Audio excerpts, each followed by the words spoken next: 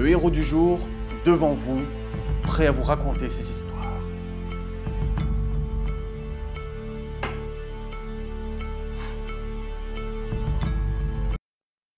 Bon, comme prévu, c'est complètement anonyme. Je serai flouté, on ne sait pas qui je suis, hein. Bon, entre nous, on va quand même pas se mentir. Les deux, là, vous voyez de qui je parle, hein. Ils sont vraiment débiles, hein. Et là, nous voyons la bête tapie dans l'ombre. Je sors mon arme et POUM du premier coup.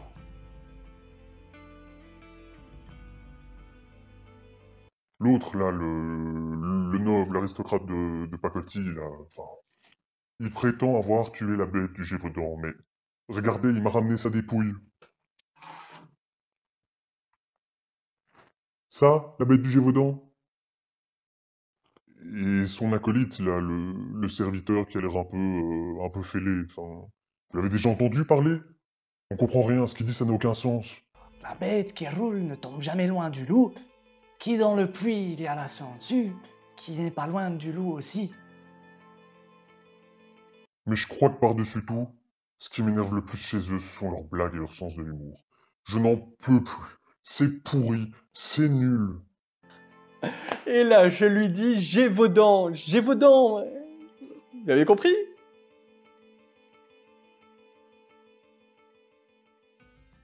Bonjour à tous et bienvenue dans ce nouvel épisode d'Histoire des Lumières. Alors ce mois-ci, épisode un petit peu particulier car nous allons justement reprendre là où nous nous étions quittés la fois passée.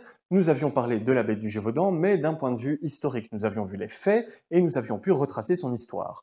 Aujourd'hui, ce mois-ci, nous allons nous intéresser aux différentes hypothèses qui tournent autour de l'animal. Était-ce un animal ou pas justement? Et si c'était un animal, eh bien, quelle créature est-ce que cela pouvait bien être? Alors, notre première hypothèse est celle du loup-garou. Alors, le loup-garou, en fait, c'est la lycanthropie. La lycanthropie est une maladie mentale, c'est une maladie psychique, une maladie de l'esprit, où un homme pense pouvoir se transformer en loup et va donc agir comme tel. Il est vraiment intimement convaincu qu'il peut se transformer en loup et va vraiment prendre toutes les caractéristiques, si on peut dire, il va tenter véritablement d'imiter le loup. Alors, dans le cadre de l'histoire de la bête du Gévaudan, cette hypothèse est très vite réfutée car, en fait, la mention du terme loup-garou n'apparaît qu'en 1936, lors de la publication d'un roman. Avant, on ne mentionne jamais cette idée de loup-garou, et puis on a un petit peu de mal à s'imaginer un homme vêtu au mieux d'une peau de loup, arrivant à semer chien de chasse les différentes battues, les différents chasseurs qui ont pu tomber nez à nez avec lui. Notre deuxième hypothèse va se pencher sur l'idée que la bête du Gévaudan soit un loup. Alors, comment expliquer qu'un tel animal ait pu commettre une centaine d'attaques, une centaine de meurtres dans la région? Eh bien, il faut savoir que, tout d'abord, le Gévaudan au XVIIIe siècle est plus peuplé que l'Auvergne aujourd'hui au XXIe siècle. Il faut savoir également qu'on va déforester énormément à l'époque. On a envie d'avoir plus de terres cultivables, donc on va rogner un petit peu plus sur le territoire du loup. Et on aurait pu justement se retrouver avec un animal qui se sent un petit peu acculé, qui se sent agressé, et cela pourrait expliquer en partie son comportement et les différentes attaques qui auraient pu être perpétrées. Donc cette hypothèse du loup a bien évidemment des détracteurs, et ils mettent en évidence 3 points essentiels. Alors le premier point, c'est que en 1764, si on laisse des enfants s'occuper de troupeaux seuls dans la montagne, eh bien c'est qu'on n'a pas vraiment peur du loup. Deuxième point mis en évidence, les différentes descriptions de la bête, faites par les survivants, faites par les personnes qui ont pu le traquer, qui l'ont vu, parlent d'un comportement qui est en tout point différent à celui d'un loup. On parle d'une bête qui se tapit, qui fouette la queue, qui grogne. On n'est pas vraiment en présence d'un loup. Troisième point mis en évidence, le fait que nous sommes dans le Gévaudan, nous sommes dans la France profonde, mais les paysans ont l'habitude de vivre avec le loup. Ils le côtoient, ils savent à quoi il ressemble, et lorsqu'on voit les différents témoignages dressés dans les procès-verbaux, eh bien, il n'est jamais mention d'un loup, il est toujours mention d'une bête, de la bestia, comme il est écrit dans les archives, et voilà, le paysan est capable d'identifier le loup, et s'il ne le mentionne pas directement, c'est qu'on a un petit problème. La bestia. C'est grosso come une vache.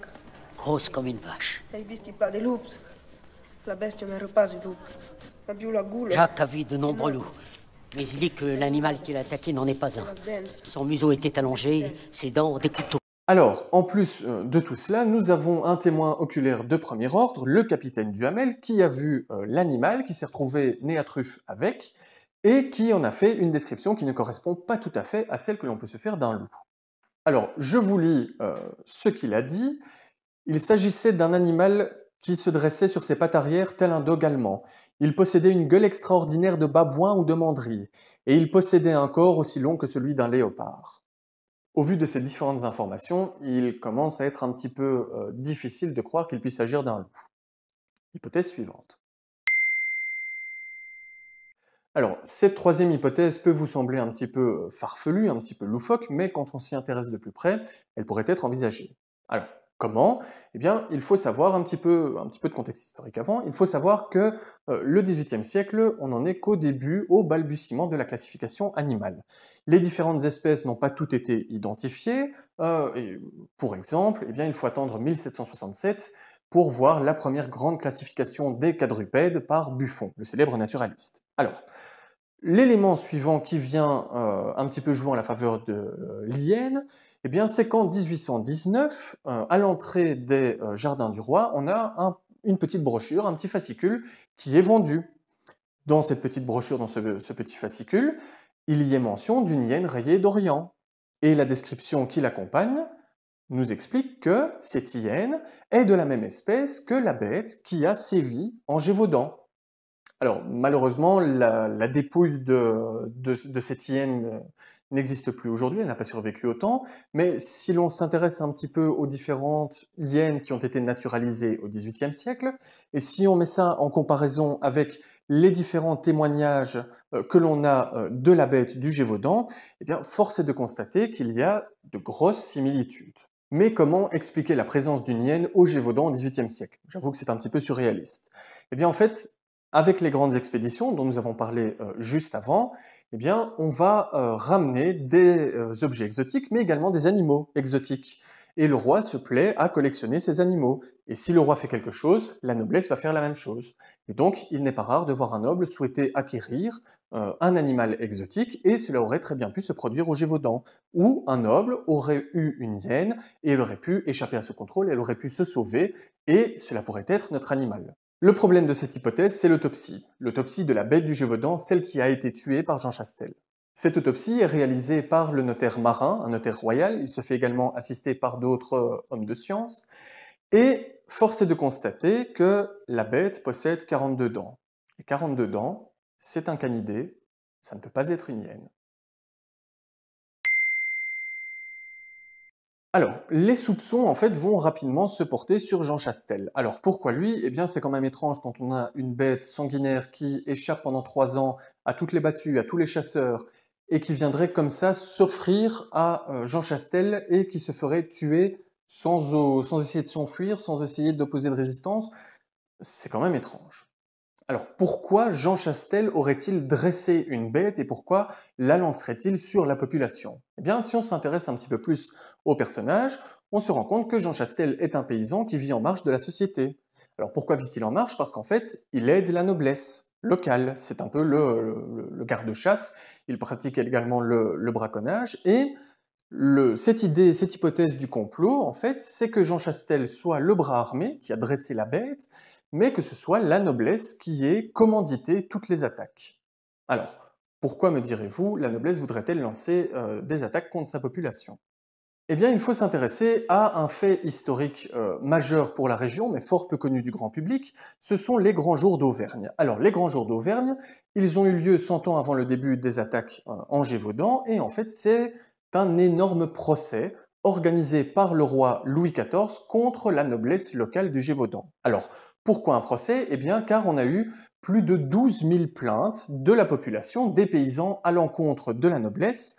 De quoi se plaignait-il? Eh bien, il se plaignait que la noblesse avait une espèce de droit tout-puissant où il venait dans les maisons, il prenait les enfants, filles ou garçons, et les ramenait chez eux pour les plaisirs charnels dont nous n'avons pas envie d'entendre parler. Et donc, suite à ces plaintes, le roi envoie un tribunal exceptionnel en Gévaudan, en Auvergne, et on va avoir justement des dizaines de nobles qui vont être condamnés à mort. Alors, Suite à ces condamnations, on aurait les générations suivantes de la noblesse qui auraient gardé un ressentiment et qui auraient voulu se venger de la population, et 100 ans après, avec l'aide de Jean Chastel, il lâche une bête tueuse sur les paysans et sur la population. Le suspect principal dans cette histoire, mis à part Jean Chastel, mais le suspect principal du côté de la noblesse, ce serait Jean-François de Morangiès. Alors, ce noble est un petit peu particulier car il a été humilié suite à la guerre de 7 ans, il a été ensuite renvoyé de la cour par le roi Louis,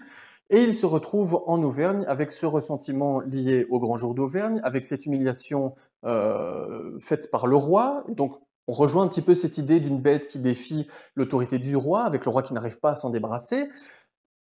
Le problème étant, c'est qu'on n'a pas de preuves. On n'a vraiment quasiment aucune preuve, on n'a que des suppositions, mais voilà. Donc cette hypothèse peut être envisagée, très romancée, mais... Donc alors, quelles sont les hypothèses qui peuvent être retenues et qui peuvent être envisagées? Alors, parmi celles que nous avons vues, les deux plus probables sont d'une part le complot avec Jean Chastel et Jean-François de Morangiès, d'autre part la théorie du loup. Alors, le complot, comme on l'a vu, on n'a pas de preuves matérielles, pas de preuves tangibles, donc ça ferait une belle histoire de roman ou un beau film, mais voilà, on ne peut pas attester de cette hypothèse. Alors, si on se focalise à nouveau sur cette idée du loup. Alors, le loup, on le sait, les paysans n'ont jamais identifié la bête en tant que loup, mais c'est probablement parce qu'il pouvait s'agir d'un hybride, un croisement entre un loup et un chien sauvage, par exemple. Là, ça pourrait se tenir. Ensuite, comment expliquer le comportement de ce loup ou de cette meute? Eh bien, on avait vu avec l'urbanisation et la déforestation, il suffit qu'à un moment donné, un animal ait eu un comportement agressif envers un être humain relativement fragile, donc les enfants, les jeunes filles, pour que ce comportement soit copié par d'autres membres de la meute. Et donc, on se retrouverait avec différents animaux qui attaqueraient les humains, et cela expliquerait notamment les différences qu'on pouvait avoir, parce que sur une même journée, on pouvait avoir une agression à un endroit et une agression à l'autre. Alors, dernier élément qui vient pencher en faveur de cette hypothèse du loup, eh bien, c'est l'autopsie réalisée par le notaire marin. Donc, cette autopsie, on a 42 dents, donc c'est un canidé. Donc, on pourrait être à nouveau dans la situation où on a un croisement entre un chien et un loup. Ensuite, à l'intérieur du ventre de la bête, on a retrouvé un petit fémur humain qui appartient probablement à un enfant et qui est probablement issu d'une victime. On a également retrouvé sous la peau de la bête du plomb, ce plomb qui provient de balles qui ont été tirées sur cet animal lors d'une chasse. Et dans son rapport, le notaire ne parle pas vraiment de loup, mais au vu de la description, on est probablement en présence d'un hybride, donc de ce croisement entre un loup et un chien sauvage.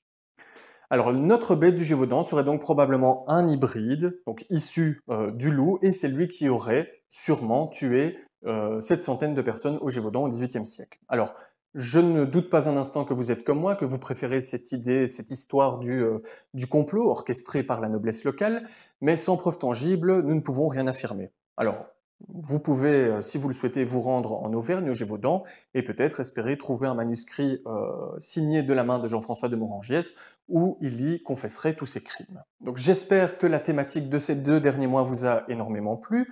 Je vous invite, si vous souhaitez en apprendre davantage, à lire la littérature qui peut exister sur le sujet.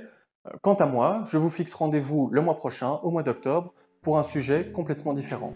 D'ici là, bonne fin de rentrée de septembre, et à dans un mois.